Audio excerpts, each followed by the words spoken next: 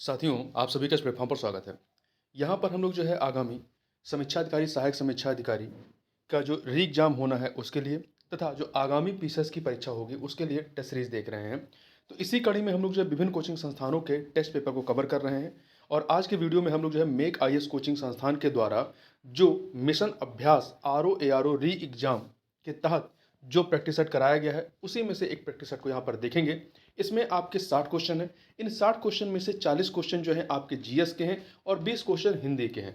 तो GS plus Hindi दोनों को इसमें शामिल किया गया है और इसमें जो 60 में से जो 40 क्वेश्चन ये आपको दिए गए हैं, ये पहले पॉलिटी के क्वेश्चन हैं। अच्छे क्वेश्चन हैं, इनको यहाँ पर हम लोग देखेंगे। ये जीएस के पेपर के जो क्वेश्चन हैं, ये आपको आगामी जो पीसीएस की परीक्षाएं होंगी उनमें भी काफ़ी मददगार होंगी और जो हिंदी वाला सेक्शन है वो आपके सीसेट वाले सेक्शन के लिए पीसीएस में कारगर रहेगा। तो चलिए प्रारंभ करते हैं। इसमें पहला प्रश्न है कि रेगुलेटिंग एक्ट 1773 के संदर्भ में निम्नलिखित कथनों पर विचार कीजिए। दो कथन दिए गए हैं, बताना उपयुक्त कथनों में से कौन सा या से सही है। पहला कथन है कि इसके माध्यम से अर्थात रेगुलेटिंग एक्ट 1773 के माध्यम से ब्रिटिश सरकार द्वारा ईस्ट इंडिया कंपनी के कार्यों को नियमित और नियंत्रित करने की दिशा में प्रथम प्रयास किया गया था। ये कथन आपका बिल्कुल सही है। दूसरा, इसके द्वारा बंगाल के गवर्नर को बंगाल का गवर्नर जनरल बना दिया गया था। ये भी सही है, रेगुलेटिंग एक्ट 1773 के माध्यम से। तो यहाँ पे बी विकल्प सही हो जाएगा, 1 और 2। थोड़ा सा इसका व्याख्या पढ़ लेते हैं। इस अधिनियम के माध्यम से ब्रिटिश सरकार द्वारा ईस्ट इंडिया कंपनी के कार्यों को नियमित और नियंत्रित करने की दिशा में प्रथम प्रयास किया गया था। बंगाल के गवर्नर को बंगाल का गवर्नर जनरल बना दिया गया था। उसे परामर्श देने हेतु 4 सदस्यीय कार्यकारिणी परिषद, 4 सदस्य थे इसमें, ठीक है, उनका नाम याद रखने की जरूरत नहीं है। 4 सदस्यीय कार्यकारिणी परिषद का गठन किया गया। मद्रास तथा बंबई के गवर्नर इसके अधीन हो गए। इसके अतिरिक्त कंपनी के कर्मचारियों को निजी व्यापार करने और भारतीय लोगों से पारितोष एवं उपहार लेने से प्रतिबंधित कर दिया गया अर्थात रोक दिया गया। इस अधिनियम के तहत कोर्ट ऑफ डायरेक्टर के माध्यम से ब्रिटिश सरकार का कंपनी का शासन अधिक सशक्त हो गया था। इसके तहत प्रथम गवर्नर जनरल कौन थे? वॉरेन हेस्टिंग बनाए गए थे। इसके अतिरिक्त कुछ फैक्ट याद रखिएगा। वर्ष 1773 के रेगुलेटिंग एक्ट के अंतर्गत 1774 ईस्वी में कलकत्ता में एक सुप्रीम कोर्ट की स्थापना की गई, जिसमें एक मुख्य न्यायाधीश और 3 अन्य न्यायाधीश थे। इसमें इसका न्यायाधिकार क्षेत्र बंगाल, बिहार, उड़ीसा तक था। इसके मुख्य न्यायाधीश सर एलिजा एम्पे तथा अन्य 3 न्यायाधीश चैम्बर्स, लेमेस्टर और हाइट थे। इस पर प्रश्न पूछा गया है।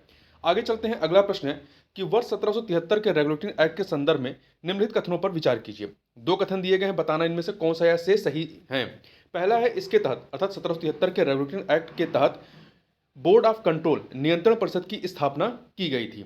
यह कथन आपका गलत है, क्योंकि इसकी स्थापना 1784 के पिट्स इंडिया एक्ट के तहत की गई थी। दूसरा, इसके तहत भारत में कंपनी के अधीन क्षेत्र को पहली बार ब्रिटिश आधिपत्य का क्षेत्र घोषित किया गया था। यह कथन भी आपका गलत है। तो यहाँ पे दो के दोनों कथन गलत हैं, इसलिए सी विकल्प हो जाएगा।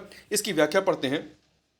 देखिए, बोर्ड ऑफ कंट्रोल नियंत्रण परिषद की स्थापना 1784 के पिट्स इंडिया एक्ट के तहत की गई थी और इसी एक्ट के तहत भारत में कंपनी के अधीन क्षेत्र को पहली बार ब्रिटिश आधिपत्य का क्षेत्र कहा गया था। इस प्रकार से दोनों कथन दिए गए हैं वो आपका 1784 के पिट्स इंडिया एक्ट से संबंधित हैं। 1784 के पिट्स इंडिया एक्ट के बारे में अन्य चीज़ों को देखें तो इसका नाम ब्रिटेन के तत्कालीन युवा प्रधानमंत्री विलियम पिट के नाम पर रखा गया था। इस अधिनियम के माध्यम से ब्रिटिश सरकार का कंपनी के कार्यों और प्रशासन पर पूर्ण नियंत्रण हो गया। इस अधिनियम द्वारा बोर्ड ऑफ कंट्रोल अर्थात नियंत्रण परिषद की स्थापना की गई, जिसके माध्यम से ब्रिटिश सरकार भारत में कंपनी के नागरिक, सैन्य और राजस्व कार्यों पर पूर्ण नियंत्रण रखती थी। इसके अतिरिक्त अभी भी भारत के साथ व्यापार पर कंपनी का एकाधिकार बना रहा और उसे कंपनी के अधिकारियों को नियुक्त करने या हटाने का अधिकार प्राप्त था। अतः ब्रिटिश भारत पर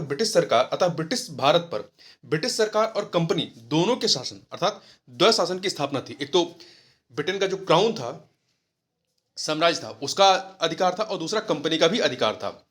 आगे चलते हैं। अगला प्रश्न है कि 1784 के पिट्स इंडिया एक्ट के संदर्भ में, जिसके हम लोग अभी ऊपर चर्चा कर रहे थे, के संदर्भ में निम्नलिखित कथनों पर विचार करना है। दो कथन दिए गए हैं। तो यहां पर पहला कथन है, इसके द्वारा ब्रिटिश भारत पर ब्रिटिश सरकार और कंपनी दोनों के शासन अर्थात द्वैध शासन की स्थापना हुई। अभी हम लोगों ने व्याख्या ऊपर वाले में देखा, सही है। इससे कंपनी का राजनीतिक और आर्थिक एकाधिकार जारी रहते हुए भी ब्रिटिश सरकार का नियंत्रण बढ़ाया गया था। इसमें कंपनी का हमने देखा कि जो व्यापारिक एकाधिकार था वो अभी भी बरकरार था। तो दो के दोनों कथन यहाँ पर क्या हैं, वो आपके सही हैं। डी विकल्प हो जाएगा। इसकी व्याख्या देखें तो पिट्स इंडिया एक्ट 1784 के माध्यम से ब्रिटिश सरकार ने कंपनी के प्रशासन और कार्यों पर अधिक प्रभावी नियंत्रण स्थापित किया। इसके अतिरिक्त अभी भी भारत के साथ व्यापार पर कंपनी का एकाधिकार बना रहा और उसे कंपनी के अधिकारियों को नियुक्त करने या उन्हें हटाने का अधिकार प्राप्त था। अतः ब्रिटिश भारत में ब्रिटिश सरकार और कंपनी दोनों के शासन अर्थात द्वैध शासन की स्थापना होती है। वर्ष 1784 के पिट्स इंडिया एक्ट द्वारा ही बोर्ड ऑफ कंट्रोल नियंत्रण परिषद की स्थापना की गई थी, जिसके माध्यम से ब्रिटिश सरकार भारत में कंपनी के नागरिक, सैन्य और राजस्व कार्यों पर पूर्ण नियंत्रण रखती थी। अगला प्रश्न है, वर्ष 1813 के चार्टर अधिनियम के संदर्भ में निम्नलिखित कथनों पर विचार करना है। 3 कथन दिए गए हैं, बताना इनमें से सत्य कौन सा है। तो देखिए, पहला, इस अधिनियम के द्वारा मतलब 1813 के चार्टर अधिनियम के द्वारा कंपनी का भारतीय व्यापार पर एकाधिकार समाप्त हो गया। यह कथन पूरी तरीके से सत्य है। दूसरा, इसके तहत सर्वप्रथम सिविल सेवकों के चयन हेतु खुली प्रतियोगिता का आयोजन जो है प्रारंभ करने का प्रावधान किया गया। ये आपका गलत है। ये 1833 के चार्टर अधिनियम के तहत किया गया था, दूसरा वाला। तो पहला सही, दूसरा गलत। तीसरा, इसके तहत ईसाई धर्म प्रचारकों को भारत में धर्म प्रचार करने की स्वीकृति प्रदान की गई 1813 के चार्टर एक्ट के माध्यम से। तो ये सही है। तो पहला और तीसरा सही है, दूसरा गलत है, इसलिए ए विकल्प हो जाएगा। इसकी व्याख्या देखें तो 1813 का चार्टर अधिनियम जो है, इस अधिनियम के द्वारा कंपनी का भारतीय व्यापार पर एकाधिकार जो है वो समाप्त हो गया। ईसाई धर्म प्रचारकों को भारत में धर्म प्रचार करने की स्वीकृति प्रदान की गई। सभी ब्रिटिश व्यापारियों को भारत से व्यापार करने की छूट प्रदान की गई। कंपनी की आय से भारतीयों की शिक्षा के लिए प्रतिवर्ष 1 लाख रुपए व्यय करने का प्रावधान किया गया। और भारत में आंग्ल शिक्षा के समर्थकों के नेता ट्रेवेलियन थे, जबकि एच.टी. प्रिंसेस प्राच्य शिक्षा मतलब जो यहाँ की पारंपरिक शिक्षा थी के समर्थकों के नेतृत्व करता थे। ध्यान रखिएगा, 1833 के चार्टर अधिनियम के तहत सर्वप्रथम सिविल सेवकों के चयन हेतु खुली प्रतियोगिता का आयोजन प्रारंभ करने का प्रावधान किया गया था, किंतु कोर्ट ऑफ डायरेक्टर के विरोध के कारण इस प्रावधान का क्रियान्वयन नहीं हो सका था। ठीक है, तो जो प्रावधान है वो 1833 में आया था, परंतु वो लागू नहीं हो पाया था, ये भी ध्यान रखिएगा। आगे चलते हैं, अगला है 1833 के चार्टर अधिनियम के संदर्भ में निम्नलिखित कथनों पर विचार करना है। यहां पे आपके पास 2 कथन दिए गए हैं और बताना है इनमें से कौन सा या से सही है। पहला, इस अधिनियम के तहत बंगाल के गवर्नर जनरल को भारत का गवर्नर जनरल बना दिया गया। यह कथन पूरी तरीके से सत्य है। दूसरा, इसके अंतर्गत पहली बार गवर्नर जनरल की परिषद के विधायी एवं प्रशासनिक कार्यों को पृथक कर दिया गया। यह कथन आपका गलत है। पहला आपका सही है, ठीक है, दूसरा आपका गलत है, इसलिए विकल्प आपका डी जो है सही, केवल एक। अब इसकी थोड़ी सी व्याख्या देखते हैं। तो व्याख्या क्या है 1837 के चार्टर अधिनियम के बारे में। इस अधिनियम के तहत बंगाल के गवर्नर जनरल को भारत गवर्नर जनरल बना दिया गया। गवर्नर जनरल में नागरिक और सैन्य शक्तियां निहित थी। भारत के प्रथम governor general Lord William Bentinck थे। कौन थे? लॉर्ड विलियम बेंटिक थे। याद रखिएगा, भारत के प्रथम गवर्नर जनरल कौन थे? लॉर्ड विलियम बेंटिक थे। इस अधिनियम के तहत मद्रास और बंबई के गवर्नरों को विधायिका संबंधी शक्ति से वंचित कर दिया गया। भारत के गवर्नर जनरल को संपूर्ण ब्रिटिश भारत में विधायिका के असीमित अधिकार प्रदान किए गए। इस अधिनियम के तहत ईस्ट इंडिया कंपनी विशुद्ध रूप से प्रशासनिक निकाय बन गई। इसके तहत सर्वप्रथम सिविल सेवकों के चयन हेतु खुली प्रतियोगिता का आयोजन प्रारंभ करने का प्रावधान किया गया था, किंतु कोर्ट ऑफ डायरेक्टर के विरोध के कारण इसके प्रावधान का क्रियान्वयन नहीं हो सका था। ध्यान रखिएगा, ये जो इसमें दूसरा कथन था कि पहली बार गवर्नर जनरल की परिषद में विधायी एवं प्रशासनिक कार्यों को पृथक कर दिया गया, किसके माध्यम से किया गया था? ये 1853 के चार्टर अधिनियम के अंतर्गत पहली बार गवर्नर जनरल की परिषद के विधायी एवं प्रशासनिक कार्यों को पृथक कर दिया गया था। आगे चलते हैं, अगला प्रश्न निम्नलिखित कथनों पर विचार करना है। यहाँ पे आपके पास 4 कथन दिए गए हैं और बताना इनमें से सही कौन से हैं। 4 कथनों में से बताना उपयुक्त में से कौन सा या से प्रावधान वर्ष 1853 के चार्टर अधिनियम से संबंधित है। ठीक है, तो पहला है, इस अधिनियम के तहत सिविल सेवकों की भर्ती एवं चयन हेतु खुली प्रतियोगिता का शुभारंभ हुआ। यह कथन सही है। दूसरा, विधि सदस्य को गवर्नर जनरल की परिषद का पूर्ण सदस्य बना दिया गया, इस अधिनियम के माध्यम से सही है। तीसरा, गवर्नर जनरल की परिषद में एक चौथा सदस्य विधि विशेषज्ञ के रूप में शामिल किया गया, यह कथन आपका सही नहीं है। चौथा, सभी ब्रिटिश व्यापारियों को भारत से व्यापार करने की छूट प्रदान की गई। सभी ब्रिटिश व्यापारियों को भारत से व्यापार करने की छूट प्रदान की गई, यह भी आपका सही नहीं है। तो यहाँ पर केवल आपका पहला और दूसरा ही सही है, तीसरा चौथा क्या है? गलत है। तो यहाँ पे ए विकल्प हो जाएगा। देखिए, 1853 के चार्टर अधिनियम की बात करें तो इसके अंतर्गत पहली बार गवर्नर जनरल की परिषद के विधायी एवं प्रशासनिक कार्यों को पृथक किया गया। इस अधिनियम के तहत सिविल सेवकों की भर्ती एवं चयन हेतु खुली प्रतियोगिता का शुभारंभ हुआ, अतः सिविल सेवा में भारतीय नागरिक भी भाग ले सकते थे। इस अधिनियम के अंतर्गत पहली बार भारतीय केंद्रीय विधान परिषद में स्थानीय प्रतिनिधित्व प्रारंभ किया गया था। विधि सदस्य को गवर्नर जनरल की परिषद का पूर्ण सदस्य बना दिया गया था। इसके अतिरिक्त ध्यान रखिएगा कि 1833 के चार्टर अधिनियम के तहत गवर्नर जनरल की परिषद में एक चौथा सदस्य विधि विशेषज्ञ के रूप में शामिल किया गया था और प्रथम विधि विशेषज्ञ कौन थे? मैकाले थे। यही जो चौथा विधि विशेषज्ञ 1833 के चार्टर अधिनियम में लाया गया था, इसी को 1853 के अधिनियम में क्या कर दिया गया था? उसे स्थायी प्रतिनिधित्व प्रदान किया गया था। ठीक है, उसे पूर्ण सदस्य बना दिया गया था एक तरीके से। और ध्यान रखिएगा 1813 के चार्टर अधिनियम के तहत सभी ब्रिटिश व्यापारियों को भारत से व्यापार करने की छूट प्रदान की गई थी, जो यहाँ पे चौथा कथन दिया गया है, ये 1853 के अधिनियम में नहीं हुआ था, इसलिए तीसरा चौथा आपका गलत था। आगे चलते हैं, निम्नलिखित कथनों पर विचार कीजिए। दो कथन यहाँ पर दिए गए हैं, बताना है इनमें से कौन से सही हैं। तो पहला है कि भारत में पहली बार सर्वोच्च न्यायालय की स्थापना सन 1774 ईस्वी 1773 के रेगुलेटिंग एक्ट के तहत हुई थी। पहले वाले प्रश्न की व्याख्या में हमने देखा था, ये सही है। दूसरा, उपयुक्त सर्वोच्च न्यायालय में एक मुख्य न्यायाधीश और कहते 3 अन्य न्यायाधीश होते थे, ये कथन भी सही था। तो दो के दोनों कथन यहाँ पर क्या हैं? दो के दोनों कथन आपके सही हैं। ठीक है, एक सेकेंड।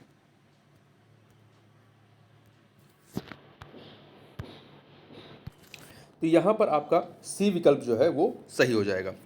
इसकी व्याख्या देखें, भारत में पहली बार सर्वोच्च न्यायालय सुप्रीम कोर्ट की स्थापना वर्ष 1774 ईस्वी में 1773 के रेगुलेटिंग एक्ट के तहत हुई थी।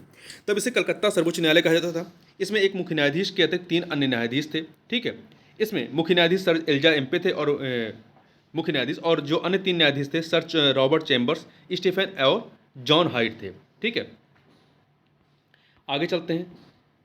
और इस न्यायालय का अधिकार क्षेत्र बॉम्बे, मद्रास और बंगाल प्रेसिडेंसी के अंतर्गत आने वाले सभी क्षेत्रों तक फैला हुआ था। अगला है act of settlement. Act of settlement 1781 के संदर्भ में निम्नलिखित कथनों पर विचार करना है। आपके पास 2 कथन दिए गए हैं। ठीक है, उपयुक्त कथनों में से कौन सा या से सही है ये बताना है। तो देखिए, पहला है 1773 के रेगुलेटिंग एक्ट के तहत स्थापित सुप्रीम कोर्ट के कामकाज में सुधार करने और उसके अधिकार क्षेत्र को स्पष्ट करने के उद्देश्य से 1781 का जो एक्ट ऑफ सेटलमेंट लाया गया, इसे पारित किया गया था, ये कथन आपका सही है। दूसरा, इसे जो एक्ट ऑफ सेटलमेंट है 1781, इसे भारत में ब्रिटिश न्यायिक प्रणाली को व्यवस्थित करने और ईस्ट इंडिया कंपनी के प्रशासनिक ढांचे के साथ समन्वित करने के लिए लागू किया गया था, ये भी सही है। 2 के दोनों कथन सही हैं, ए विकल्प सही हो जाएगा। एक्ट ऑफ सेटलमेंट 1781 भारत में ब्रिटिश न्यायिक प्रणाली को व्यवस्थित करने और इसे ईस्ट इंडिया कंपनी के प्रशासनिक ढांचे के साथ समन्वित करने के लिए लागू किया गया था। 1773 के रेगुलेटिंग एक्ट के तहत स्थापित सुप्रीम कोर्ट के कामकाज में सुधार करने और उसके अधिकार क्षेत्र को स्पष्ट करने के उद्देश्य से पारित किया गया था। इसे डिक्लेरेटरी एक्ट के नाम से भी जाना जाता है, एक्ट ऑफ सेटलमेंट को। 1784 का पिट्स इंडिया एक्ट के बारे में हम लोग पहले ही बात कर चुके हैं। ठीक है, इसे 1784 का जो पिट्स इंडिया एक्ट था, इसे ईस्ट इंडिया कंपनी एक्ट 1784 भी कहा जाता है, और इसे पिट्स इंडिया एक्ट 1784 को रेगुलेटिंग एक्ट 1773 की खामियों को दूर करने के लिए पारित किया गया था। अगला है, किस अधिनियम ने भारत सरकार के आधुनिक संसदीय स्वरूप की नींव के रूप में कार्य किया? आपके पास 4 विकल्प हैं, तो इसमें से जो आपका डी विकल्प है 1853 का चार्टर अधिनियम, इसने आधुनिक संसदीय स्वरूप की नींव के रूप में कार्य किया। कैसे? देखिए, इस अधिनियम ने भारत के आधुनिक संसदीय स्वरूप की नींव के रूप में कार्य किया। इसने पहली बार गवर्नर जनरल की परिषद के विधायी और कार्यकारी कार्यों को अलग किया। 1853 के चार्टर अधिनियम ने इसने परिषद में विधान पार्षद कहे जाने वाले 6 नए सदस्यों को जोड़ने का प्रावधान किया। दूसरे शब्दों में, इसने एक अलग गवर्नर जनरल की विधान परिषद की स्थापना की, जिसे भारतीय विधान परिषद या केंद्रीय विधान परिषद के रूप में जाना जाने लगा। परिषद के इस विधायी विंग ने एक लघु संसद के रूप में कार्य किया, ब्रिटिश संसद के समान प्रक्रियाओं को अपनाया। इस प्रकार कानून को पहली बार सरकार के एक विशेष कार्य के रूप में माना गया, जिसके लिए विशेष मशीनरी और विशेष प्रक्रिया की आवश्यकता होती है। 1813 का जो चार्टर अधिनियम, इसके बारे में थोड़ा सा बात करें तो इसके द्वारा भारत के साथ व्यापार के मामले में ईस्ट इंडिया कंपनी के एक अधिकार को समाप्त कर दिया गया। कंपनी ने अभी भी, परंतु इसके बाद भी कंपनी ने अभी भी चाय और व्यापार के मामले में चीन के साथ व्यापार का आगामी 20 वर्षों के लिए एकाधिकार का लाभ उठाया। साथ ही 1813 के चार्टर अधिनियम ने भारत में शिक्षा के प्रचार प्रसार के लिए प्रतिवर्ष 1 लाख रुपए का अनुदान प्रदान किया गया। इस अधिनियम ने स्थानीय सरकार को कर इकट्ठा और करने और कर लगाने की शक्ति दी। इस अधिनियम में कंपनी के सभी क्षेत्रों पर क्राउन की निसंदेह संप्रभुता का दावा करने वाले खंड भी शामिल था। अब बात करते हैं वर्ष 1793 के चार्टर अधिनियम के संदर्भ में निम्नलिखित कथनों पर विचार करना है। यहाँ पर आपको 2 कथन दिए गए हैं, बताना इनमें से सही कौन से हैं। पहला कथन है कि इसने अर्थात 1793 के चार्टर अधिनियम ने गवर्नर और कमांडर इन चीफ की नियुक्ति के लिए शाही अनुमोदन अनिवार्य कर दिया था। सही है। इसके तहत यूरोपीय अप्रवासन और भारत में संपत्ति के अधिग्रहण पर सभी प्रतिबंध हटा दिए गए थे। ये कथन आपका गलत है। पहला सही है, दूसरा गलत है। क्यों गलत है उसको भी देख लेते हैं। देखिए, जो यूरोपीय आप्रवासन और भारत के संपत्ति के अधिग्रहण पर सभी प्रतिबंध हटाए गए थे, ये हटाए गए थे चार्टर अधिनियम 1833 के तहत। चार्टर अधिनियम 1833 के तहत यूरोपीय आप्रवासन और भारत में संपत्ति के अधिग्रहण पर सभी प्रतिबंध हटा दिए गए थे, जिससे भारत में यूरोपीय उपनिवेशीकरण का मार्ग प्रशस्त हुआ था। ठीक, थोड़ा सा बात करते हैं 1793 के चार्टर अधिनियम के बारे में। इस अधिनियम ने लॉर्ड कॉर्नवालिस को उनकी परिषद पर जो शक्ति प्रदान की, उन्हीं शक्तियों का विस्तार भविष्य के सभी गवर्नर जनरलों और प्रेसिडेंसी के गवर्नरों को किया गया। गवर्नर जनरल, गवर्नर और कमांडर इन चीफ की नियुक्ति के लिए शाही अनुमोदन अनिवार्य कर दिया गया। कंपनी के वरिष्ठ अधिकारियों को बिना अनुमति के भारत छोड़ने पर रोक लगा दी गई थी। ऐसा करना इस्तीफे के रूप में माना जाता था। इसने निर्धारित किया कि नियंत्रण बोर्ड के सदस्यों और उनके कर्मचारियों को भारतीय राजस्व से भुगतान किया जाए, और यह वर्ष 1919 तक जारी रहा। कंपनी को सालाना 5 लाख पाउंड का भुगतान ब्रिटिश सरकार को करने के लिए भी कहा गया था, इसके आवश्यक खर्चों का भुगतान करने के बाद। अगला है एवोल्यूशन ऑफ स्लेवरी एक्ट के संदर्भ में निम्नलिखित कथनों पर विचार करना है। 2 कथन आपके पास दिए गए, बताना इनमें सत्य कौन से हैं। पहला है, ब्रिटिश संसद ने वर्ष 1833 में इस अधिनियम को पारित किया। सही है। इस अधिनियम के अंतर्गत भारत सहित ब्रिटेन के सभी उपनिवेशों में दासता को समाप्त कर दिया गया। ये भी सही है। 2 के दोनों कथन यहाँ पर क्या है, सही है। डी विकल्प हो जाएगा। देखिए, ब्रिटिश संसद ने 1833 में एवोल्यूशन ऑफ स्लेवरी एक्ट पारित किया। इस अधिनियम के अंतर्गत ब्रिटेन और उसके सभी उपनिवेशों, जिसमें भारत भी शामिल था, में दासता को समाप्त कर दिया गया। लॉर्ड वेजली वर्ष 1798 से 1805 के मध्य भारत में पिट्स इंडिया एक्ट को, एक सेकेंड, थोड़ा सा याद रखिएगा। लॉर्ड वेजली का जो शासनकाल रहता है 1798 से 1805 के मध्य भारत में थे, और पिट्स इंडिया एक्ट जो 1773 में आता है, पिट्स इंडिया एक्ट को वारन हेस्टिंग के समय पारित किया गया था। ठीक है, जो वर्ष 1773 से लेकर के 1785 के मध्य भारत में थे, ये गवर्नर के रूप में। लॉर्ड डलहौजी वर्ष 1848 से 1856 के मध्य भारत में थे, और इनके समय चार्टर अधिनियम 1853 पारित किया गया था। लॉर्ड कैनिंग वर्ष 1856 से 1862 के मध्य भारत में थे, जिनके समय में भारतीय परिषद अधिनियम 1861 पारित किया गया था। आगे चलते हैं। अगला है, निम्नलिखित में से किस अधिनियम के माध्यम से सेंट हेलेना द्वीप का नियंत्रण ईस्ट इंडिया कंपनी से क्राउन को स्थानांतरित कर दिया गया था। निम्नलिखित में से किस अधिनियम के माध्यम से सेंट हेलेना द्वीप का नियंत्रण ईस्ट इंडिया कंपनी से क्राउन को स्थानांतरित कर दिया गया था? तो ये किया गया था आपका वर्ष 1833 के चार्टर अधिनियम के माध्यम से। तो थोड़ा सा इसके बारे में बात करें।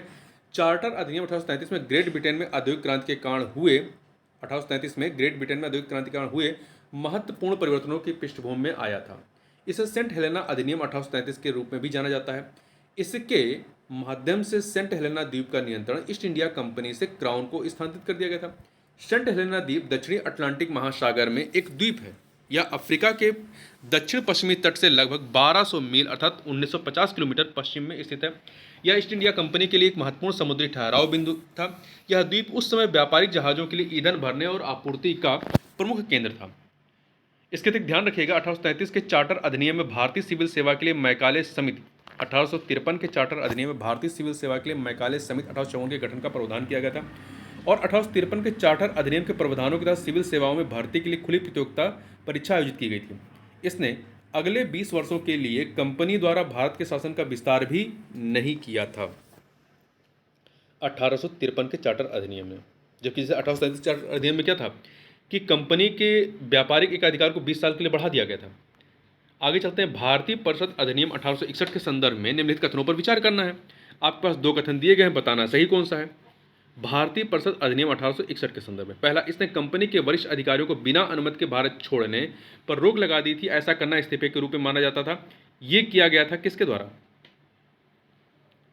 ये आपका, एक सेकेंड, ये किया गया था 1793 के चार्टर अधिनियम के माध्यम से, ना कि 1861 के चार्टर अधिनियम के माध्यम से, पहला वाला। इसलिए पहला वाला गलत है। दूसरा, इसने भारत में प्रारंभिक लोकतांत्रिक व्यवस्था का आधार तैयार किया, भले ही यह केवल प्रतीकात्मक था। ये कथन आपका सही है। तो विकल्प ए केवल 2 सही हो जाएगा। देखिए, भारतीय परिषद अधिनियम 1861 ने पहली बार भारतीयों के लिए अपने देश के प्रशासन में कुछ हिस्सा लेना संभव बनाया। लॉर्ड कैनिंग, जो उस समय गवर्नर जनरल और वायसराय थे, ने पोर्टफोलियो प्रणाली की शुरुआत की थी। इस प्रणाली में प्रत्येक सदस्य को एक विशेष विभाग का पोर्टफोलियो सौंपा गया था। विधायी उद्देश्यों के लिए गवर्नर जनरल की परिषद का विस्तार किया गया। अब 6 से 12 अतिरिक्त सदस्य गवर्नर जनरल द्वारा मनोनीत जो होते थे, ये होने लगे। इनमें से इनमें से कम आधे अतिरिक्त सदस्य गैर आधिकारिक अर्थात ब्रिटिश या भारतीय होते थे। भारतीय परिषद अधिनियम 1861 ने ब्रिटिश सरकार को भारत के प्रशासन में भारतीयों की भागीदारी के लिए रास्ता खोला। इसने भारत में प्रारंभिक लोकतांत्रिक व्यवस्था का आधार तैयार किया, भले ही यह केवल प्रतीकात्मक था।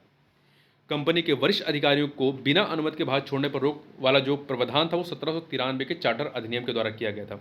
ठीक है, और ध्यान रखिएगा 1862 में तत्कालीन वायसराय लॉर्ड कैनिंग ने 3 भारतीयों, बनारस के राजा पटियाला के महाराजा और सर दिनकर राव को अपनी विधान परिषद में नामित किया था। आगे बढ़ते हैं। निम्नलिखित कथनों पर विचार करना है। यहाँ पे आपके पास 2 कथन दिए गए हैं, बताना है इनमें से सही कौन से हैं। ठीक है, पहला, इनमें से सही कौन से हैं? पहला, भारत के राज सचिव का कार्यालय भारत सरकार अधिनियम 1858 के अंतर्गत बनाया गया था। सही है। लॉर्ड स्टैनली भारत के पहले राज्य सचिव और भारत के राजनीतिक प्रमुख भी बने थे। ये 2 के दोनों कथन क्या हैं? सत्य हैं, इसलिए बी विकल्प हो जाएगा। देखिए, भारत सरकार अधिनियम 1858 ने भारत में ब्रिटिश शासन का पूरा नियंत्रण ब्रिटिश क्राउन को सौंप दिया। इस अधिनियम के तहत भारत के राज सचिव secretary of state for India का कार्यालय स्थापित किया गया, जो भारत से संबंधित सभी मामलों के लिए ब्रिटिश सरकार का प्रमुख अधिकारी था। इस अधिनियम को गुड गवर्नेंस का अधिनियम भी कहते हैं। तो यदि प्रश्न पूछा जाए किस अधिनियम को गुड गवर्नेंस का अधिनियम कहते हैं, तो भारत सरकार अधिनियम 1858 को। लॉर्ड स्टैनली भारत के पहले राज सचिव और भारत के राजनीतिक प्रमुख भी बने। उन्होंने नियंत्रण बोर्ड के अध्यक्ष के रूप में भी कार्य किया था। इसके अतिरिक्त ध्यान रखिएगा, भारत सरकार अधिनियम 1858 भारत राज्य सचिव के कार्यों में सहायता देने के लिए 15 सदस्यों की एक भारत परिषद की स्थापना की गई, जिसमें 8 सदस्य ब्रिटिश सरकार मतलब सम्राट द्वारा तथा 7 सदस्य कंपनी के निदेशक मंडल द्वारा नियुक्त किए जाते थे। आगे बढ़ते हैं। अगला है, भारत परिषद काउंसिल ऑफ इंडिया के संदर्भ में निम्नलिखित कथनों पर विचार कीजिए। 2 कथन यहाँ पर आपको दिए गए हैं, बताना सही कौन से हैं। पहला, इसकी बैठकों की अध्यक्षता भारत राज्य सचिव करता था। इसकी बैठकों की अध्यक्षता भारत परिषद की बैठकों की अध्यक्षता भारत राज्य सचिव करता था तथा उसे सामान्य मत के अतिरिक्त निर्णायक मत देने का अधिकार प्राप्त था। पहला सही। औपनिवेशिक शासन में इसकी भूमिका को केवल परामर्शदात्री बनाया गया था। ये भी सही है। 2 के दोनों कथन क्या है? सही है, ए विकल्प हो जाएगा। देखिए, भारत सरकार अधिनियम 1858 के तहत भारत के प्रशासन को सुचारू रूप से चलाने और भारत राज्य सचिव secretary of state of for India के कार्यों में सहायता देने के लिए भारत परिषद काउंसिल ऑफ इंडिया का गठन किया गया था। ठीक है। भारत परिषद की बैठकों की अध्यक्षता भारत राज्य सचिव करता था तथा उसे सामान्य मत के अतिरिक्त निर्णायक मत देने का अधिकार प्राप्त था। भारत परिषद की भूमिका को केवल परामर्शदात्री बनाया गया, जबकि प्रायः समस्त मामलों में राज्य सचिव ही पहल कर सकता था अथवा निर्णय ले सकता था। भारत राज्य सचिव को भारत के वायसराय के साथ गुप्त पत्र व्यवहार का अधिकार दिया गया था। इसके अतिरिक्त ध्यान रखिएगा, भारत सरकार अधिनियम 1858 ब्रिटिश संसद द्वारा पारित एक महत्वपूर्ण अधिनियम था, जो ईस्ट इंडिया कंपनी के शासन को समाप्त कर भारत के प्रशासन का पूर्ण नियंत्रण ब्रिटिश क्राउन को सौंपता था। इस अधिनियम का मुख्य उद्देश्य संपूर्ण भारत में ब्रिटिश शासन की मजबूती को सुनिश्चित करना और भारत में शाही प्रशासन की एक नई व्यवस्था स्थापित करना था। यह अधिनियम 1857 के भारत में हुए प्रथम स्वतंत्रता संग्राम सिपाही विद्रोह के बाद लाया गया था, जिसमें ईस्ट इंडिया कंपनी की प्रशासनिक असफलताओं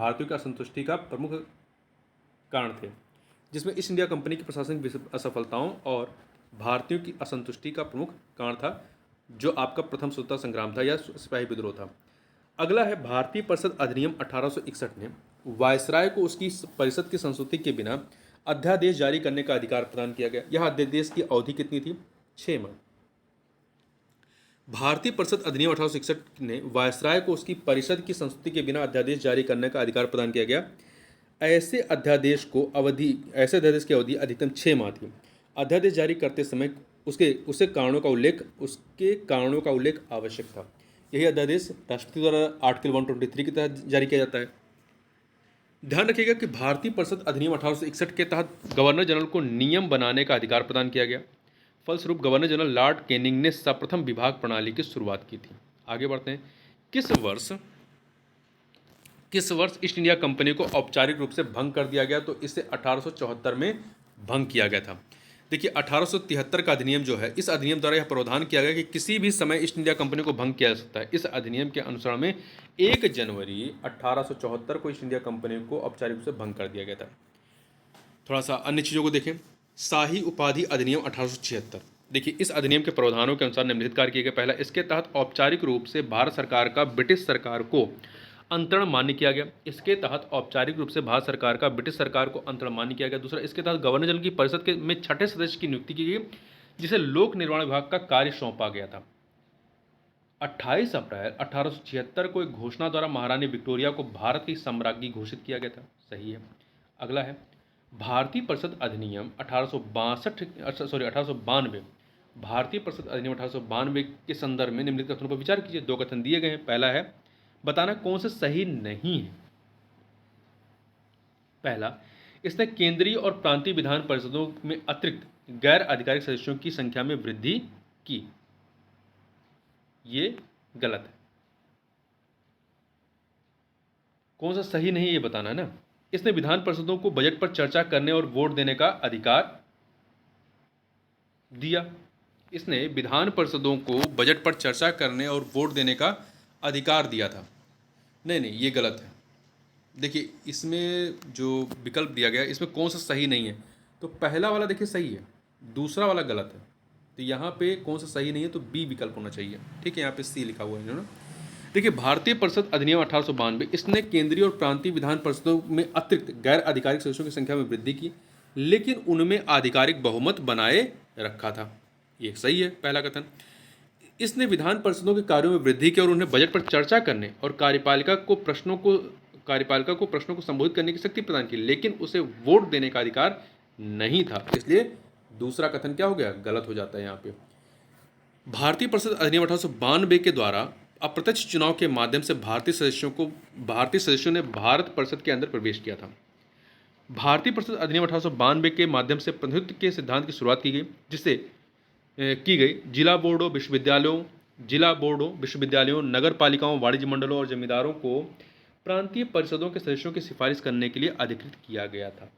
आगे बढ़ते हैं। अगला है, किस अधिनियम के तहत प्रथम बार राज्य विधानसभाओं को अपना बजट बनाने के लिए अधिकृत किया गया था, तो भारत शासन अधिनियम 1919 के माध्यम से। भारत शासन अधिनियम 1919, जिसे मॉन्टेग्यू चेम्सफोर्ड सुधार के नाम से भी जानते हैं, के माध्यम से प्रथम बार राज्य विधानसभाओं को अपना बजट बनाने के लिए अधिकृत किया गया था। इस अधिनियम की कुछ बातों को देखें तो मोंटेफोर्ड सुधारों को बाल गंगाधर तिलक ने अयोग्य और निराशाजनक, एक सूर्यहीन सुबह कहा था। एनी बेसेंट ने इन सुधारों को इंग्लैंड की पेशकश और भारत के स्वीकार करने योग्य नहीं पाया। अगला है, भारतीय परिषद अधिनियम 1909 के संदर्भ में निम्नलिखित कथनों पर विचार करना है, बताना है कौन सा सही है। दूसरा, भारतीय परिषद अधिनियम के बारे में, इसे मॉन्टेग्यू चेम्सफोर्ड सुधार के नाम से जानते हैं, नहीं, इसे मार्ले मिंटो सुधार के नाम से जानते हैं। जो 1919 का अधिनियम था उसे मॉन्टेग्यू चेम्सफोर्ड कहते हैं। तो पहला कथन आपका क्या हो गया, ये गलत। दूसरा, इस अधिनियम के द्वारा मुस्लिम समुदाय हेतु पहली बार पृथक निर्वाचन की व्यवस्था की गई थी, ये कथन सही है। तो यहाँ पर ए विकल्प हो जाएगा, केवल दूसरा सही है। देखिए, भारतीय परिषद अधिनियम 1909 या मार्ले मिंटो सुधार 1909, यह सुधार 1906 में आगा खां के नेतृत्व में मुस्लिम प्रतिनिधिमंडल द्वारा वायसराय लॉर्ड मिंटो से पृथक निर्वाचन प्रणाली के परिप्रेक्ष्य में किया गया था। मार्ले भारत के राष्ट्रपति थे और लॉर्ड मिंटो भारत के वायसराय थे। इसमें जो प्रावधान थे उसमें केंद्रीय और प्रांतीय परिषदों के सदस्यों की संख्या में वृद्धि की गई। मुस्लिम समुदाय हेतु पहली बार पृथक निर्वाचन व्यवस्था की गई। वायसराय की कार्यकारिणी में एक भारतीय सदस्य की नियुक्ति करने का प्रावधान किया गया। ऐसे प्रथम भारतीय सदस्य थे सत्येंद्र सिन्हा। इस अधिनियम के माध्यम से विधान परिषदों में विचार विमर्श के विषयों में वृद्धि की गई। उदाहरण के लिए लोकहित के विषय पर संकल्प प्रस्तावित करना इत्यादि। ध्यान रखिएगा कि 1919 में भारत परिषद अधिनियम, जिसे मार्ले मिंटो सुधार भी कहा जाता है, लाया गया था। इस अधिनियम द्वारा चुनाव प्रणाली के सिद्धांत को भारत में पहली बार मान्यता मिली। चुनाव प्रणाली के सिद्धांत को पहली बार भारत में मान्यता 1909 के भारत परिषद अधिनियम से मिली थी।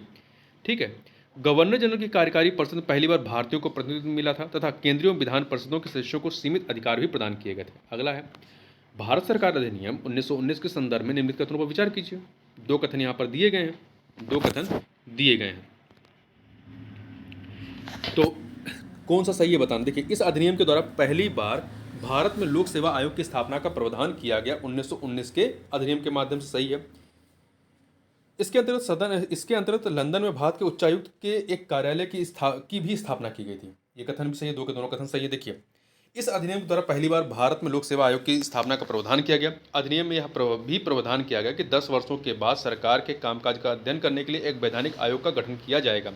इसका परिणाम वर्ष 1927 का साइमन कमीशन था।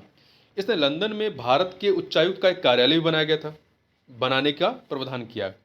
भारत सरकार अधिनियम 1919 ने 8 प्रमुख प्रांतों में द्वैध शासन की व्यवस्था शुरू की, जिन्हें गवर्नर प्रांत के रूप में जाना जाता है। इस प्रणाली ने प्रत्येक प्रांत में सरकार के दोहरे स्वरूप की स्थापना की थी। सरकार के कुछ क्षेत्रों का नियंत्रण, जिसे हस्तांतरित सूची कहा जाता था, प्रांतीय परिषद के प्रति जवाबदेह भारतीय मंत्रियों की सरकार को दे दिया गया था। साथ ही सरकार के अन्य सभी क्षेत्र जो आरक्षित सूची के तहत थे, वह वायसराय के नियंत्रण में थे। आरक्षित सूची में जो महत्वपूर्ण विषय थे, जैसे रक्षा, विदेशी मामले और संचार शामिल थे, जबकि जो कम महत्वपूर्ण अंग्रेजों को लगते थे वो हस्तांतरित सूची में रखे गए, जैसे कृषि, स्थानीय सरकार की देखरेख, स्वास्थ्य और शिक्षा, वो शामिल किए गए थे। ठीक है, अब आगे चलते हैं। अगला है, नीचे 2 वक्तव्य दिए, कथन कारण का प्रश्न है, बताना है कौन सा सही है। तो देखिए, कथन है कि वर्ष 1919 के भारत शासन अधिनियम द्वारा स्थापित दोहरी शासन प्रणाली पूर्णतः असफल रही थी। यह कथन सही है। कारण, ब्रिटिश सरकार ने वर्ष 1928 में साइमन आयोग की नियुक्ति की थी, 1927 में की थी, ना कि 1928 में। तो यहाँ पे कथन तो सही है, परंतु कारण गलत है, इसलिए डी ऑप्शन हो जाएगा। वर्ष 1919 के भारत शासन अधिनियम द्वारा स्थापित दोहरी शासन प्रणाली पूर्णतः असफल है, क्योंकि वह भारत में एक उत्तरदायित्वपूर्ण सरकार की स्थापना नहीं कर सकी थी, जबकि इस अधिनियम का मुख्य उद्देश्य भारत में एक उत्तरदायित्वपूर्ण सरकार की स्थापना करना था।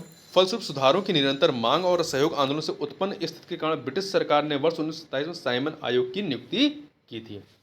देखिए, भारतीय वैधानिक आयोग, जिसे साइमन कमीशन के नाम से भी जाना जाता है, तो साइमन कमीशन को भारतीय वैधानिक आयोग भी कहते हैं। सर जॉन साइमन की अध्यक्षता में ब्रिटिश संसद के 7 सदस्यों का एक समूह था। ठीक है, यह आयोग ब्रिटिश भारत में संवैधानिक सुधारों का अध्ययन करने के लिए 1928 में भारतीय उपमहाद्वीप में आया था। डॉक्टर BR अम्बेडकर ने साइमन कमीशन की कार्रवाई में भाग लिया था। उन्होंने दलित वर्गों के लिए आरक्षित सीटों की मांग की थी। अगला है, वर्ष 1935 के भारत शासन अधिनियम के संदर्भ में निम्नलिखित कथनों पर विचार करना है। 2 कथन यहाँ पर दिए गए हैं, बताना सत्य कौन सा है। पहला, यह अधिनियम सन 1930 से 32 में लंदन में हुए गोलमेज सम्मेलन, जो 3 गोलमेज सम्मेलन होते हैं, उसमें प्रस्तावित संवैधानिक सुधारों के संबंध में प्रस्तुत किया गया था। यह कथन आपका पहला वाला पूरी तरीके से सत्य है। दूसरा, इसके तहत भारत में बोर्ड ऑफ कंट्रोल और कोर्ट ऑफ डायरेक्टर को समाप्त कर दिया गया था। यह कथन यहाँ पर सही नहीं है। ठीक है, तो यहाँ पर आपका पहला कथन सही है, इसलिए बी विकल्प हो जाएगा। देखिए, सन 1930 से 32 में लंदन में हुए गोलमेज सम्मेलनों ने भारत में प्रस्तावित संवैधानिक सुधारों के संबंध में कई संस्तुतियां की थी। वर्ष 1935 का भारत शासन अधिनियम इन्हीं संस्तुतियों का परिणाम था। और वर्ष 1858 का भारत शासन अधिनियम के तहत भारत में बोर्ड ऑफ कंट्रोल और कोर्ट ऑफ डायरेक्टर को समाप्त किया गया था। 1858 के भारत शासन अधिनियम, और यहाँ पे भारत सचिव की का प्रावधान किया गया था 1858 के भारत शासन अधिनियम के माध्यम से। ठीक है, देखिए, भारत शासन अधिनियम 1935 के अनुसार 11 राज्यों में से 6 में द्विसदनीय व्यवस्था अपनाई गई थी। ये 6 राज्य कौन से थे? बंगाल, बंबई, मद्रास, बिहार, संयुक्त प्रांत, असम में द्विसदनीय विधान प्रणाली अपनाई गई थी। अगला प्रश्न है, भारत स्वतंत्रता अधिनियम 1947 के संदर्भ में निम्नलिखित कथनों पर विचार कीजिए। यहाँ पर आपके पास 2 कथन दिए गए हैं, बताना है इनमें से सही कौन से हैं। पहला, इसने वायसराय का पद समाप्त कर दोनों डोमिनियन राज्यों में, भारत और पाकिस्तान में, गवर्नर जनरल का पद सृजित किया। सही है। इसके अंतर्गत ब्रिटिश शाही उपाधि से भारत का सम्राट शब्द समाप्त कर दिया गया। 2 के दोनों कथन क्या है? सही है, डी विकल्प हो जाएगा। देखिए, भारत शासन अधिनियम 1947 की बात करें तो 15 अगस्त 1947 को भारत को स्वतंत्र संप्रभु राष्ट्र घोषित किया गया। इसने वायसराय का पद समाप्त कर दोनों डोमिनियन राज्यों में गवर्नर जनरल का पद सृजित किया। इसके अंतर्गत ब्रिटिश शाही उपाधि से भारत का सम्राट शब्द समाप्त कर दिया गया। वर्ष 1935 के भारत शासन अधिनियम के तहत केंद्रीय स्तर पर संघीय लोक सेवा आयोग और प्रांतों में प्रांतीय लोक सेवा आयोगों की स्थापना की गई। भारतीय स्वतंत्रता अधिनियम 1947 को शाही स्वीकृति मिली और 18 जुलाई 1947 को यह लागू होता है। भारतीय स्वतंत्रता अधिनियम 1947 ब्रिटिश सरकार का अधिनियम था जिसने भारत और पाकिस्तान 2 स्वतंत्र राष्ट्रों में विभाजित किया था। अगला है, वर्ष 1858 की भारत शासन अधिनियम के संदर्भ में निम्नलिखित कथनों पर विचार कीजिए। 2 कथन दिए गए, बताना सही कौन सा। पहला, इस अधिनियम में ने लॉर्ड कैनिंग द्वारा प्रारंभ विभागीय प्रणाली को मान्यता प्रदान की थी। यह कथन सही नहीं है, 1858 वाला। दूसरा, इस अधिनियम के द्वारा भारत के गवर्नर जनरल का नाम वायसराय कर दिया गया था। यह कथन आपका सही है, तो यहां पे ए विकल्प सही हो जाएगा। ठीक है, देखिए, जो पहला कथन है कि इस अधिनियम ने लॉर्ड कैनिंग द्वारा प्रारंभ विभागीय प्रणाली को मान्यता प्रदान की, ये गलत है। ये हुआ था 1861 के भारत परिषद अधिनियम के माध्यम से। वर्ष 1861 का भारत परिषद अधिनियम ने लॉर्ड कैनिंग द्वारा वर्ष 1859 में प्रारंभ विभागीय प्रणाली को मान्यता प्रदान की थी। ठीक है, इसलिए पहला कथन गलत है। 1858 के भारत शासन अधिनियम के बारे में बात करें तो इसके द्वारा भारत में कंपनी के शासन को समाप्त कर शासन का उत्तरदायित्व ब्रिटिश क्राउन या ब्रिटिश संसद को सौंप दिया गया था। इसके तहत भारत में बोर्ड ऑफ कंट्रोल और कोर्ट ऑफ डायरेक्टर को समाप्त कर दिया गया, अतः द्वैध शासन समाप्त हो जाता है। ब्रिटिश साम्राज्य की ओर से भारतीय प्रशासन का संचालन राज्य सचिव द्वारा किया जाना था, जिसकी सहायता के लिए 15 सदस्यीय सलाहकारी परिषद का गठन किया गया। भारत के गवर्नर जनरल का नाम वायसराय क्राउन का प्रतिनिधि कर दिया गया तथा उसे भारत सचिव की आज्ञा के अनुसार कार्य करने के लिए बाध्य किया गया। इस प्रकार भारत का प्रथम वायसराय लॉर्ड कैनिंग बने। भारत सचिव को वायसराय से गुप्त पत्र व्यवहार तथा ब्रिटिश संसद में प्रतिवर्ष भारतीय बजट पेश करने का अधिकार दिया गया। यहाँ ध्यान रखिएगा कि भारत सरकार अधिनियम 1858 को भारत की अच्छी सरकार के लिए अधिनियम के रूप में भी, गुड गवर्नेंस एक्ट के रूप में भी जाना जाता है। इसने पिट्स इंडिया एक्ट के कारण शुरू की गई द्वैध शासन योजना को समाप्त कर दिया और इस अधिनियम ने व्यक्तिगत के सिद्धांतों को भी समाप्त कर दिया। अगला है, किस अधिनियम में पहली बार उत्तरदायी शासन शब्द का उल्लेख किया गया था? तो ये भारत शासन अधिनियम 1919 में ये पहली बार उल्लेख किया गया था। देखिए, भारत शासन अधिनियम 1919 में पहली बार उत्तरदायी शासन शब्द का उल्लेख किया गया था। और भारतीय परिषद अधिनियम 1892 में क्या था? इस अधिनियम के द्वारा विधि निर्माती संस्थाओं को प्रश्न पूछने तथा बजट पर बहस करने का अधिकार प्रदान किया गया। 1892 का जो अधिनियम था इसके माध्यम से, परंतु मतदान का अधिकार नहीं दिया गया। इसके माध्यम से केंद्रीय और प्रांतीय विधान परिषदों में अतिरिक्त अर्थात गैर सरकारी सदस्यों की संख्या में वृद्धि कर दी गई थी। अगला है, निम्नलिखित में से कितने प्रांतों में भारत शासन अधिनियम 1935 के तहत द्विसदनीय व्यवस्था अपनाई गई? तो 6 राज्यों में अपनाई गई थी, जिनमें से ये 4 जो दिए गए हैं, बंगाल, बंबई, संयुक्त प्रांत, बिहार, ये सभी भी शामिल थे। ठीक है, इसके अतिरिक्त जो 2 थे आपके, बंगाल, बंबई, संयुक्त प्रांत, बिहार हो गया, असम था और मद्रास था। मद्रास इसमें विकल्प में मद्रास और असम नहीं, ये दोनों भी थे इसमें। ठीक है, आगे चलते हैं, थोड़ा सा बात करते हैं भारत शासन अधिनियम 1919, जिसे मांटेग्यू चेम्सफोर्ड सुधार कहते हैं। भारत सचिव मांटेग्यू थे और वायसराय लॉर्ड चेम्सफोर्ड थे। यह अधिनियम 1921 में लागू हुआ था। इसके प्रावधान क्या थे? प्रांतों में द्वैध शासन की शुरुआत की गई। वायसराय की कार्यकारी परिषद में 6 सदस्यों में से 3 का भारतीय होना अनिवार्य कर दिया गया। लंदन में भारत के उच्चायुक्त के कार्यालय का सृजन किया गया। इस अधिनियम के अंतर्गत एक वैधानिक आयोग के गठन का प्रावधान किया गया और इस आयोग का कार्य 10 वर्ष जांच करने के पश्चात अपनी रिपोर्ट सौंपना था। पहली बार या प्रथम बार राज्य विधानसभाओं को अपना बजट बनाने के लिए अधिकृत किया गया 1919 के अधिनियम के माध्यम से, ये जो लाया गया था। इसके द्वारा सांप्रदायिक आधार पर पृथक निर्वाचन को विस्तारित करके उसमें पहले केवल मुस्लिम को लाया किया गया था 1909 के चार्टर 1909 के अधिनियम के माध्यम से। पर 1919 के माध्यम से क्या किया गया? इसमें ईसाई, आंग्ल भारतीयों और यूरोपियों को भी शामिल कर लिया गया। अगला है, भारत शासन अधिनियम 1935 के संदर्भ में निम्नलिखित कथनों पर विचार कीजिए। 2 कथन दिए गए, बताना सही कौन सा है। इसके द्वारा प्रांतों में द्वैध शासन की शुरुआत की गई नहीं। 1935 के माध्यम से प्रांतों से द्वैध शासन को समाप्त किया गया और आपका केंद्र स्तर पर द्वैध शासन की स्थापना की गई। ठीक है, तो पहला गलत है। दूसरा, इसके द्वारा 1858 में स्थापित भारत परिषद को समाप्त कर दिया गया 1935 के अधिनियम के माध्यम से। तो दूसरा कथन सही, इसलिए ए विकल्प हो जाएगा। देखिए, भारत शासन अधिनियम 1935 के प्रमुख प्रावधान क्या थे? प्रांतों में द्वैध शासन व्यवस्था समाप्त कर प्रांतीय स्वायत्तता की स्थापना की गई। प्रांतीय विधानमंडलों का विस्तार किया गया और प्रांतों में 11 में से 6 विधानमंडलों में द्विसदनीय व्यवस्था की गई। वर्मा अर्थात वर्तमान का जो म्यांमार है को भारत से अलग किया गया। इस अधिनियम के तहत 1937 में एक संघीय न्यायालय में एक रिजर्व बैंक ऑफ इंडिया की स्थापना की गई। 1858 में स्थापित भारत परिषद को समाप्त किया गया। इसके अतिरिक्त केंद्र में इसी अधिनियम के माध्यम से 1935 के अधिनियम के माध्यम से केंद्र में द्वैध शासन की व्यवस्था की गई। संघीय विषयों को 2 भागों में संरक्षित और हस्तांतरित में विभाजित किया गया। संरक्षित विषय का प्रशासन गवर्नर जनरल कुछ पार्षदों की सहायता से करता था, जो संघीय व्यवस्थापिका के प्रति उत्तरदायी नहीं थे। हस्तांतरित विषयों का प्रशासन गवर्नर जनरल व मंत्रियों को सौंपा गया। मंत्री विधानमंडल के सदस्यों में से चुने जाते थे तथा उसके प्रति उत्तरदायी होते थे। इस अधिनियम में एक अखिल भारतीय संघ की व्यवस्था की गई। अगला है, निम्नलिखित कथनों पर विचार कीजिए। 2 कथन दिए गए हैं, बताना इनमें से सही कौन सा है। पहला, कैबिनेट मिशन योजना के अंतर्गत 2 सितंबर 1946 को अंतरिम सरकार की घोषणा की गई थी। 2 सितंबर 1947 को अंतरिम सरकार की घोषणा की गई नहीं, घोषणा जो है आपकी 24 अगस्त 1946 को की गई थी और 2 सितंबर 1946 को पंडित जवाहरलाल नेहरू के नेतृत्व में एक अंतरिम सरकार का गठन किया गया था। इसलिए पहला कथन आपका गलत हो जाता है। अंतरिम सरकार में वायसराय लॉर्ड माउंटबेटन अध्यक्ष और पंडित जवाहरलाल नेहरू उपाध्यक्ष बने। तो दूसरा कथन सही है, पहला आपका गलत है। ठीक है, तो यहां पर ए विकल्प हो जाएगा। देखिए, अंतरिम सरकार में वायसराय लॉर्ड माउंटबेटन अध्यक्ष, पंडित जवाहरलाल नेहरू अध्यक्ष, उपाध्यक्ष सहित अन्य 11 अन्य सदस्यों ने अपने पद की शपथ ली थी। अन्य सदस्यों में 3 मुस्लिम सदस्य थे, लेकिन वे मुस्लिम लीग से संबंधित नहीं थे। 26 अक्टूबर 1946 को मुस्लिम लीग भी सरकार में शामिल हो गई, जिसका उद्देश्य परिषद में रहकर पाकिस्तान की मांग करना था। आगे चलते हैं। अगला है, 2 सूचियां दी गई हैं। यहाँ पर हमें सुमेलित करना है भारतीय संविधान की प्रमुख समितियां और उसके अध्यक्ष कौन थे। तो यहाँ पे जो चारों विकल्पों में जो दिया गया है आपका प्रारूप समिति, संघ शक्ति समिति, प्रांतीय संविधान समिति, प्रक्रिया नियम समिति, इनके अध्यक्षों को देखें तो प्रारूप समिति के डॉक्टर बी आर अम्बेडकर थे, संघ शक्ति समिति के जवाहरलाल नेहरू थे, प्रांतीय संविधान समिति के वल्लभ भाई पटेल थे और प्रक्रिया नियम समिति के जो है वो राजेंद्र प्रसाद थे। इसके अतिरिक्त संचालन समिति के राजेंद्र प्रसाद थे और राज्य समिति के पंडित जवाहरलाल नेहरू थे। राज्यों से बातचीत करने के लिए केंद्रीय संविधान समिति के भी अध्यक्ष जवाहरलाल नेहरू थे। मौलिक अधिकारों, अल्पसंख्यकों और जनजातियों तथा बहिष्कृत क्षेत्रों पर सलाहकार समिति के भी अध्यक्ष जो है वल्लभ भाई पटेल थे। आगे बात करते हैं थोड़ी सी अन्य चीजों की। संविधान की 22 समितियों के संयुक्त प्रयास के बाद संविधान का निर्माण हुआ।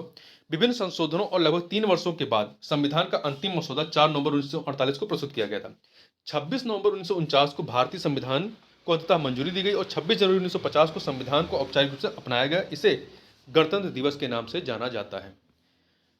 अगला है, संविधान सभा की प्रमुख समितियों के संदर्भ में निम्नलिखित कथनों पर विचार करना है। 2 कथन दिए गए, बताना सही कौन सा। देखिए, मौलिक अधिकारों संबंधी उपसमिति के अध्यक्ष एस.सी. मुखर्जी थे? नहीं। मौलिक अधिकारों संबंधी उपसमिति के अध्यक्ष कौन थे? जे.बी. कृपलानी। जबकि बहिष्कृत और आंशिक रूप से बहिष्कृत क्षेत्र असम के अलावा उपसमिति के अध्यक्ष कौन थे? गोपीनाथ बारदोली। ये नहीं थे, बल्कि कौन थे? ये थे ए.बी. ठक्कर। ठीक है, यहाँ पे 2 के दोनों कथन गलत है। देखिए, मौलिक अधिकारों, अल्पसंख्यकों, जनजाति और बहिष्कृत क्षेत्रों पर सलाहकार समिति, इस समिति के जो अध्यक्ष थे सरदार पटेल थे। इस समिति में 5 उपसमितियां थीं, इसके अलग अलग अध्यक्ष थे। इसमें एक थी मौलिक अधिकार उपसमिति, जे.बी. कृपलानी अध्यक्ष थे। अल्पसंख्यक उपसमिति, एच.सी. मुखर्जी अध्यक्ष थे। उत्तर पूर्व सीमांत जनजाति क्षेत्र और असम बहिष्कृत और आंशिक रूप से बहिष्कृत क्षेत्र उपसमिति, गोपीनाथ बारदौली थे। बहिष्कृत और आंशिक रूप से बहिष्कृत क्षेत्र असम के अलावा उपसमिति के अध्यक्ष थे ए.बी. ठक्कर। उत्तर पश्चिम सीमांत जनजातीय क्षेत्र उपसमिति भी थी। यहां ध्यान रखिएगा, जो उत्तर पश्चिम सीमांत जनजातीय क्षेत्र जो था, इसमें उत्तर पश्चिम सीमांत प्रांत और बलूचिस्तान पाकिस्तान क्षेत्र का हिस्सा बन गए, बाद में हिस्सा बन जाते हैं, जिसके परिणामस्वरूप इस क्षेत्र के आदिवासी क्षेत्र पाकिस्तान के लिए चिंता का विषय बन गए। इसलिए उत्तर पश्चिमी सीमा प्रांत और बलूचिस्तान में जनजातीय क्षेत्रों पर जो उपसमिति थी, उसको भारत की विधानसभा की ओर से कार्य करने के लिए नहीं बुलाया गया था। ठीक है, तो 4 ही समितियां कार्य करती हैं। आगे बढ़ते हैं, मतलब ये जो आपका सरदार पटेल वाली जो समिति थी, इसमें जो 5 उप समितियां थी, इसमें से 4 ही आपकी कार्य करती हैं। ठीक, आगे बढ़ते हैं। संविधान सभा के संदर्भ में निम्नलिखित युग्मों पर विचार करना है। अध्यक्ष, समितियां और उसके अध्यक्ष। तो देखिए, बताना है इसमें कितने युग्म सही हैं। तो आप सीधे यहाँ पे देख लीजिए। वित्त एवं स्टाफ समिति के डॉक्टर राजेंद्र प्रसाद थे। यहाँ पे अल्लाद कृष्ण स्वामी अय्यर है, गलत है। शाख समिति के अल्लाद कृष्ण स्वामी अय्यर, तो ये भी गलत हो गया। सदन समिति के बी पट्टाभी सीतारामैया, ये सही है। राष्ट्रीय ध्वज पर तदर्थ समिति जे.बी. कृपलानी नहीं थे, बल्कि डॉक्टर राजेंद्र प्रसाद थे। तो केवल यहाँ पर क्या है, केवल आपका एक ही कथन सही है, केवल एक सही है, तो इसलिए आपका सी वाला विकल्प सही हो जाएगा। ठीक, आगे चलते हैं। संविधान सभा के संदर्भ में निम्नलिखित युग्मों पर विचार कीजिए। समितियां और उसके अध्यक्ष। बताना है उपयुक्त में से कितने युग्म सुमेलित हैं। देखिए, व्यवसाय का आदेश समिति के अध्यक्ष कौन थे? Doctor KM. मुंशी, सही है। संविधान सभा के कार्यों पर समिति के जी.बी. मावलंकर, सही है। सर्वोच्च न्यायालय पर तदर्थ समिति के एस. वरदाचारी थे, ना कि नलिनी रंजन, तो ये वाला सही नहीं है। प्रेस दीर्घा समिति के अध्यक्ष कौन थे? उषानाथ सेन, ये भी सही है। तो 3 इसमें सही है, 3 युग्म सही है, इसलिए आपका सी विकल्प सही हो जाएगा। देखिए, संविधान सभा की जो अन्य छोटी समितियां थी, जैसे मुख्य आयुक्तों के प्रांतों पर समिति, इसके बी पट्टाभी सीतारमैया थे। संघ संविधान के वित्तीय प्रावधानों पर विशेषज्ञ समिति के अध्यक्ष नलिनी रंजन थी। संविधान के मसौदों की जांच के लिए विशेष समिति के जवाहरलाल नेहरू थे। नागरिकता पर तदर्थ समिति के एस. वरदाचारी थे।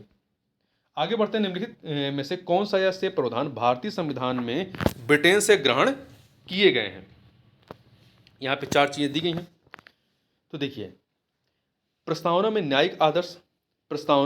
न्यायिक आदर्श ये आपका भूतपूर्व सोवियत संघ से या कह सकते हैं रूस से लिया गया है। विधि निर्माण प्रक्रिया, विधि निर्माण प्रक्रिया ये इंग्लैंड से ली गई है, एकल नागरिकता इंग्लैंड से ली गई है, मौलिक कर्तव्य ये आपका रशिया से लिया गया है। तो यहाँ पे 2 और 3 सही हो जाएगा, सी विकल्प। ठीक है, देखिए भारतीय संविधान द्वारा ग्रहण प्रावधान जो है वो विभिन्न देशों से कौन कौन से हैं? विधिका शासन, संसदीय शासन, एकल नागरिकता, विधि निर्माण प्रक्रिया ये ब्रिटेन से लिया गया है। मौलिक कर्तव्य प्रस्तावना में न्यायिक आदेश ये भूतपूर्व सोवियत संघ से लिया गया है। आगे चलते हैं, अगला है निम्नलिखित में से कौन सा या से प्रावधान भारतीय संविधान में फ्रांस से ग्रहण किए गए हैं? 4 चीजें दी गई हैं। देखिए राज्य के नीति तत्व ये आयरलैंड से लिया गया है। राष्ट्रपति का निर्वाचन ये भी आयरलैंड से लिया गया है। गणतांत्रिक व्यवस्था ये आपका फ्रांस से है। स्वतंत्रता, समानता एवं बंधुत्व का सिद्धांत ये फ्रांस से लिया गया। तो तीसरा और चौथा आपका सही हो जाएगा, तो बी विकल्प हो जाएगा। देखिए आयरलैंड से क्या लिया गया है? राज्य के नीति तत्व, राष्ट्रपति का निर्वाचन, उच्च सदनों में सदस्यों का नामांकन, जो नॉमिनेट किए जाते हैं राष्ट्रपति के द्वारा उनको, उनकी व्यवस्था ये लिया गया है आयरलैंड से। जबकि फ्रांस से गणतांत्रिक व्यवस्था, स्वतंत्रता, समानता और बंधुत्व का सिद्धांत लिया गया है। ठीक है, यहाँ ध्यान रखिएगा भारत में जो है वर्ष 1950 में सार्वभौम मताधिकार की उम्र जो है 21 वर्ष थी। वर्तमान में 18 है ना, तब 21 वर्ष थी। लेकिन 61वें संविधान संशोधन के द्वारा अनुच्छेद 326 का संशोधन करके मताधिकार की आयु 21 से बढ़ा करके घटा करके 18 वर्ष की गई। ठीक, अगला है, यहाँ पे 2 सूचियां दी गई हैं, भारतीय संविधान द्वारा ग्रहण प्रावधान और संबंधित देश। तो देखिए समवर्ती सूची जो है आपका कहाँ से लिया गया है? ऑस्ट्रेलिया से। तो 4 से मिला दीजिए। आपातकालीन उपबंध जो है जर्मनी के वाइमर संविधान से लिया गया है। 3 से मिला दीजिए। संविधान संशोधन की प्रक्रिया जो है ये अफ्रीका से लिया गया है, तो दक्षिण अफ्रीका से। तो 2 से मिला दीजिए। विधि द्वारा स्थापित प्रक्रिया जो है ये जापान से लिया गया। 1 से मिला दीजिए। तो 4 3 2 1 4 3 2 1 आपका सी विकल्प हो जाएगा। ठीक, देखिए समवर्ती सूची व्यापार एवं वाणिज्य संबंधी प्रावधान ऑस्ट्रेलिया से। आपातकालीन उपबंध जो है जर्मनी वाइमर संविधान और 1935 के भारत सरकार अधिनियम से लिया गया है। संविधान संशोधन की प्रक्रिया उच्च सदन के सदस्यों का निर्वाचन ये दक्षिण अफ्रीका से लिया गया और विधि द्वारा स्थापित प्रक्रिया जापान से लिया गया है। अगला है, निम्नलिखित कथनों पर विचार कीजिए। यहाँ पर आपके पास 2 कथन दिए गए हैं, बताना इनमें से सत्य कौन सा है। पहला, भारतीय संविधान में संसद के दोनों सदनों की संयुक्त बैठक का प्रावधान ऑस्ट्रेलियाई संविधान से लिया गया। सही है ये कथन। दूसरा, भारतीय संविधान में उच्च सदन मतलब राज्यसभा के सदस्यों का निर्वाचन का प्रावधान वाइमर संविधान से लिया गया। नहीं, ये आपका यहां से नहीं लिया गया है, बल्कि दक्षिण अफ्रीका से लिया गया है। तो यहां पर आपका पहला जो कथन है वो सही है और दूसरा कथन गलत है। ठीक, देखिए आपातकाल के दौरान मौलिक अधिकारों का निलंबन जर्मनी के संविधान अर्थात वाइमर संविधान से लिया गया। संसद के दोनों सदनों की संयुक्त बैठक ऑस्ट्रेलियाई संविधान से लिया गया। संविधान संशोधन का प्रावधान उच्च सदन के सदस्यों का निर्वाचन ये दक्षिण अफ्रीका के संविधान से लिया गया है। ठीक है, देखिए उपराष्ट्रपति का पद अमेरिकी संविधान से लिया गया है। राज्य प्रमुख का प्रतीकात्मक या सांकेतिक महत्व जो है वो ब्रिटिश संविधान से लिया गया है और राष्ट्रपति के चुनाव का तरीका आयरलैंड के संविधान से लिया गया है। अगला है, कथन कांड का प्रश्न है, बताना है सत्य कौन सा है। कथन है, आलोचकों द्वारा भारतीय संविधान को उधार का थैला भी कहा जाता। सही है। इसे क्यों? क्योंकि इसे बनाने के लिए बहुत सारे अलग अलग देशों के संविधान की सहायता ली गई थी। तो कथन कांड सही है और व्याख्या भी सही हो रही है, इसलिए सी विकल्प आपका सही हो जाएगा। ठीक, देखिए व्यापार, वाणिज्य और समागम की स्वतंत्रता जो है ये आपका ऑस्ट्रेलिया के संविधान से लिया गया है। न्यायिक समीक्षा, पुनर्विलोकन का सिद्धांत अमेरिकी संविधान से लिया गया और केंद्र द्वारा राज्य के राज्यपालों की नियुक्ति कनाडा के संविधान से ली गई है। अगला है, निम्नलिखित में से कौन सा या से प्रावधान भारतीय संविधान में कनाडा से ग्रहण किए गए हैं। तो यहाँ पे देखिए अवशिष्ट शक्तियां केंद्र के पास होना, ये कनाडा से लिया गया है। केंद्र द्वारा राज्य के राज्यपालों की नियुक्ति ये भी कनाडा से लिया गया। उच्चतम न्यायालय का परामर्शी न्याय निर्णय ये भी आपका कनाडा से लिया गया है और आपका न्यायालय में रिट संबंधी प्रावधान जो है ये ब्रिटेन से ग्रहण किया गया है। तो पहला, दूसरा, तीसरा ये आयरलैंड कनाडा से लिया गया है, तो आपका बी विकल्प हो जाएगा। देखिए ब्रिटेन से हमने क्या ग्रहण किया है?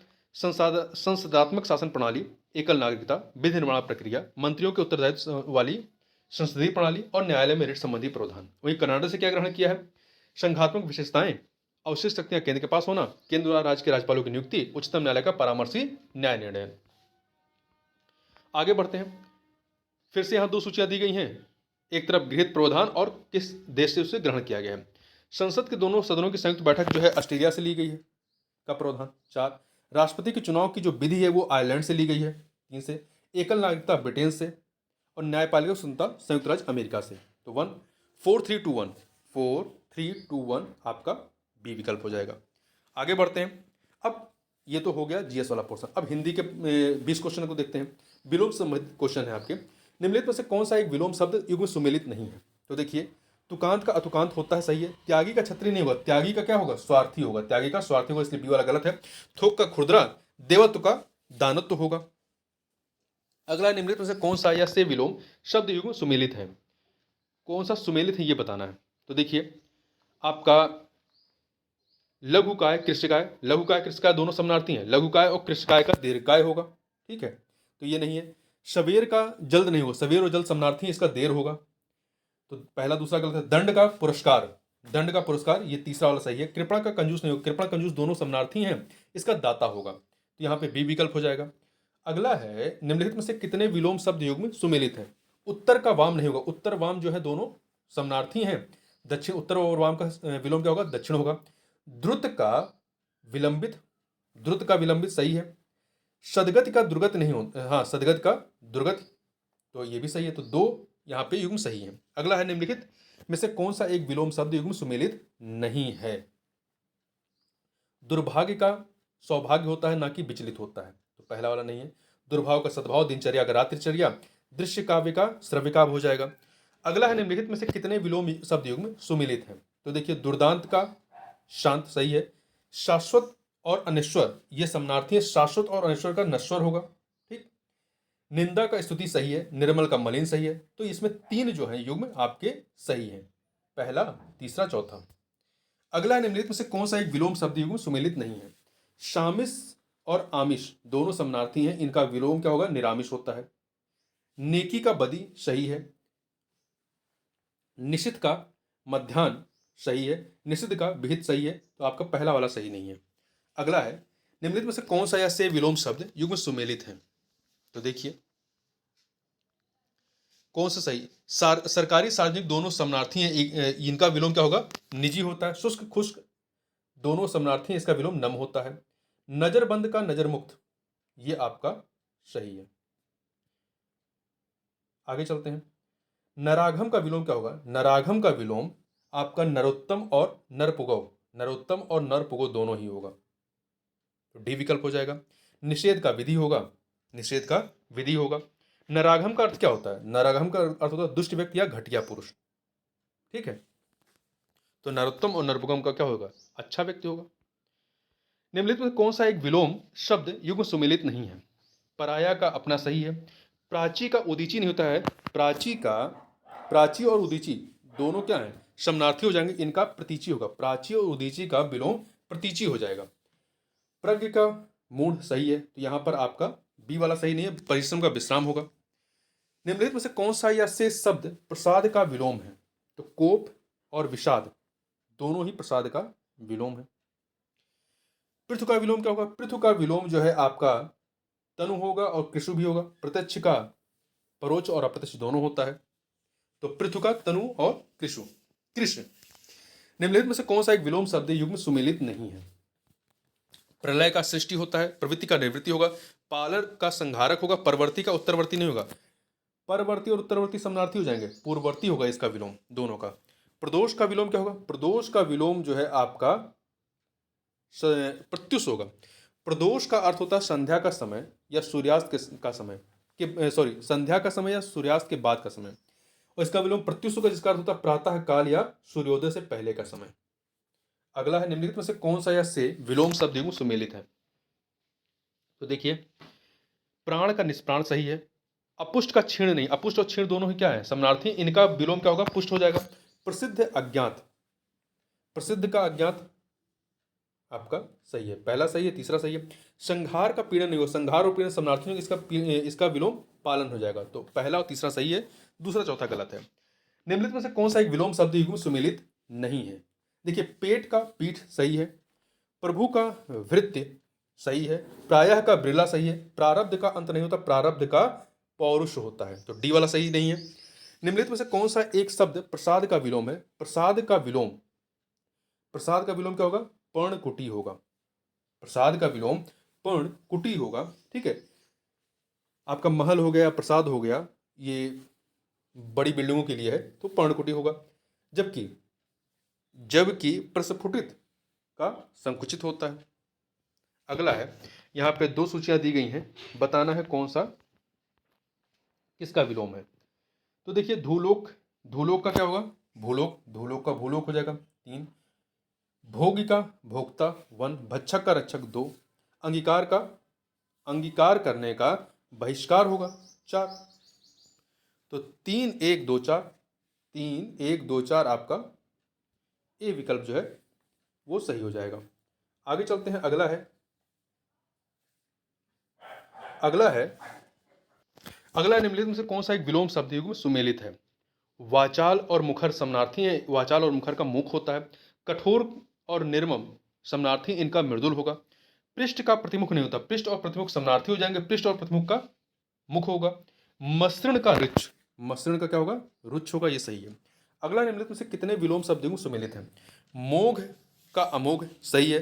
वृद्ध का वृद्ध और जरठ, ये क्या है, समानार्थी हैं, तो वृद्ध और जरठ का क्या होगा, युवक होगा। जनतंत्र प्रजातंत्र समानार्थी हो जाएंगे, इनका राजतंत्र होगा। रेगिस्तान का नखलिस्तान सही है। तो यहाँ पे पहला और तीसरा, पहला और चौथा, तो 2 युग्म ही यहाँ पे आपके सही है, तो डी विकल्प हो जाएगा। ठीक है, लास्ट क्वेश्चन है, निम्नलिखित में से कौन सा एक विलोम शब्द जो है शब्द युग्म सुमेलित नहीं है। जंगम का स्थावर सही है। जरा का जवानी सही है। ढीठ का संकोची सही है। प्रकाश का ज्योति, देखिए प्रकाश जो समानार्थी इसका तिमिर हो जाएगा, अंधकार, तो डी विकल्प सही हो जाएगा। इस प्रकार से इस वीडियो में बस इतना ही, मिलते हैं नेक्स्ट वीडियो में, तो बहुत बहुत धन्यवाद।